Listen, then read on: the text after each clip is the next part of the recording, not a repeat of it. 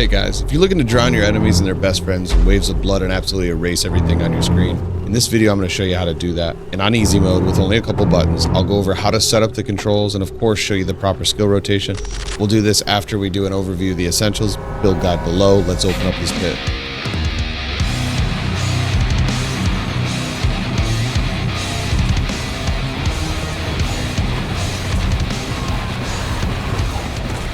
I'm going to cover the things that make this build go round. All the other details will be available through the Maxroll link. So first and most important, it has to be the unique chest armor drop from Lord Zur, Blood Artisan's Karas. This item spawns a Bone Spirit, which is a heat-seeking missile basically. This spawns after you pick up between 3 and 10 blood orbs based on your roll. Obviously the lower the better in this case. This is where the Blood Lance skill, in conjunction with another aspect called Gore Quills, helps us to pick up and spawn more of these orbs, thus creating more bone bombs. Alright, fast blood aspect found at Iron Hold and Howitzer. Help us up! This reduces your ultimate cooldown of Blood Wave with the orbs you've consumed. This allows us to spam that Rogue Wave pool straight out of Final Destination. We have the Mythic Shaco, best Mythic to ever exist, but cooldown absolutely helps us in keeping the wave chain and all other abilities firing on all cylinders, while the Ring of Starless Skies complements it well with crit strike and attack speed, of course helping us to pump up the damage. If you need help getting your mythics, you can buy and sell runes quite easily using the video in the comments I left there and made recently. I got everything I needed with crafting in about 15 minutes. Granted, I did have a few runes for each already. We're looking for max life on everything, as it directly impacts our damage we're doing and the Bone Spirit damage. Same reason why intelligence is important as a necromancer for damage. Lucky hit chance on your second ring will also help you with the uptime of vulnerable, but massively important, and one of the most important aspects of all, is fast blood. I got this by gambling for rings, or you can get it maybe off the marketplace. This keeps the blood wave pumping and in turn feeds all the other mechanisms of the build. Runes are as followed: Zon and Want in the helm for Decrepify, which curses the enemy.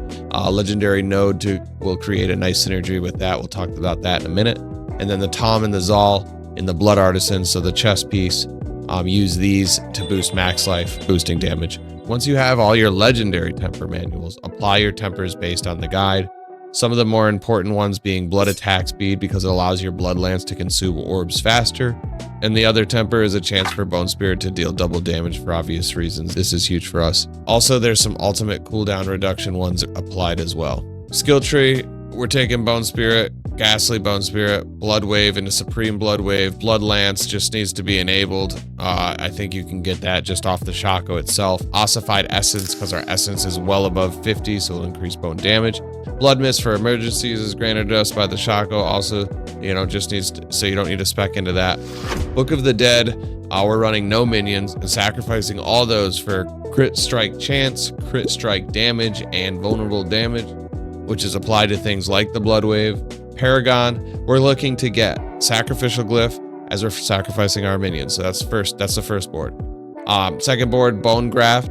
We're going to grab the Essence Glyph. The legendary node there gives us added essence and damage. We talked about how that's going to help us.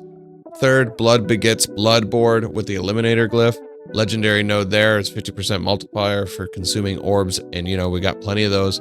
Fourth board is Frailty with the Corporal Glyph. Pay attention on the site, because this is one of the offshoots of the actual second board, so it's kind of it's a deviation of the normal kind of pathing. But with the Bone Spirit being physical damage, we like the glyph.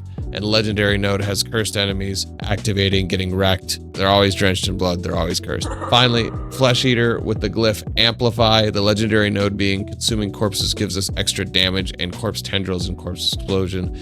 We have those, we're using them, why the hell not? Be sure to use the slider though at the bottom of the Paragon segment in Maxroll. I didn't know this actually at first. That will allow you to adjust based on how many Paragon points you might have now, and then show you where to place them later. So each time you move that, it's not to scroll and see anything. That's to just show you like the different levels of where you can add your points when you get them. Okay, now that the briefing is out of the way, how does it work in the field? Well, we first need to realize it's only really a couple of buttons, and how can we make this easier on ourselves and work smarter, not harder? With a quick turbo button or mouse macro, this can be achieved and save your hand from fatigue. We can call it a accessibility feature, but I will say this with a warning: do this at your own risk. Diablo states one button macro is okay, but technically it does spam one button indefinitely or infinitely. From what I understand, most popular creators in this space say it's perfectly fine, but if we want to get particular, then maybe one button spam could be seen as a violation.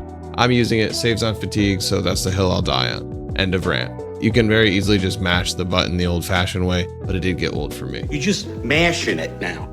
So I'll show you how I have it set up. I'll go into your controls and have mouse 4 on my skill slot 4, which is the blood wave. And then you want to make sure you have the blood lance. You want to make sure you have that on anything but where you're like pointing to run, to click, because you need to be, you can just hold it down that way. So we have it on our right mouse button, and then we have mouse 4. Also, just the keyboard 4 for if you want to mash it, you know, but the mouse 4 button on the side of my mouse I have set up within the macro like this. So if you go to it and I use the Diablo profile, automatically activates when I'm in here. We can click in, we can see the mouse macro has been set, and it's the back button. I've replaced it. I can easily go to use default, but I've got this macro set up here and I use that.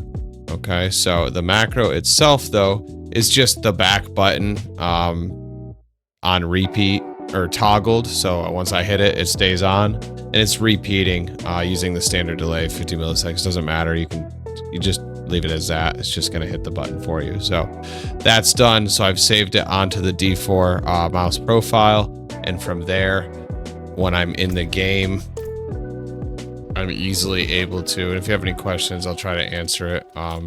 Softwares are going to be different. But yeah, we start the blood lance with the right mouse button, holding that down the entire time because we don't have to use that to move. We activate our mouse macro or our mouse 4 button that toggles on blood wave. So those are both firing at the same time, releasing the bone spirits.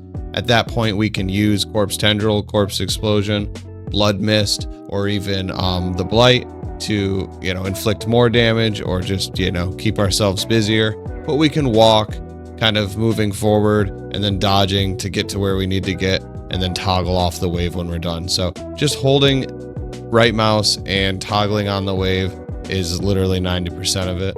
And that's why I kind of been enjoying it myself. Like I can, you know, watch something else on the other screen or just absolutely grind, because that's what it's going to take to get to Paragon 300, which at this point does not look like I will achieve, but I'm having fun either way with this build, especially. So I'm going to take you through the skill rotation just one more time in front of the dummy so you can see exactly how it works.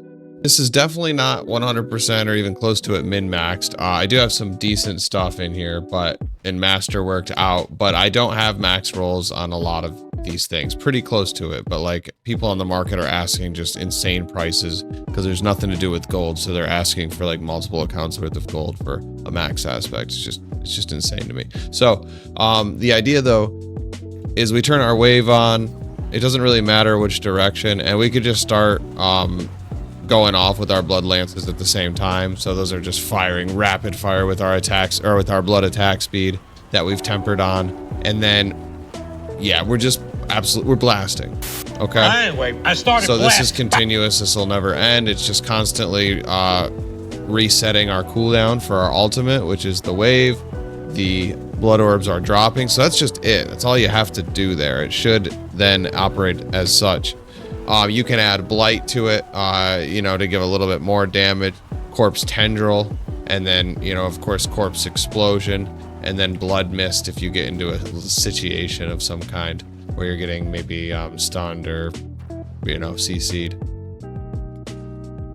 But yeah, very, very nice, very simple. They should be firing out bone spirits like this, and if we turn, they're gonna go towards the targets. And so will some of the blood lances as well. They get redirected, and they'll actually seek out targets, I think, that haven't been hit yet. I forget the exactness in it, but it's all in the build guide and one of the things. All right, that's it. I'm gonna wrap it up. It's one of my longer videos now anyways, and let me know what you think. Maxroll GG guide is great. It's been around for a while. I just didn't have the clarity, so I thought I'd make this video also with the macros. I know it's a little dicey. You can do it on a controller as well. It's called Turbo. That's what I did with my Steam Deck. Have at it. Let me know if you have any questions. Peace out. Bye.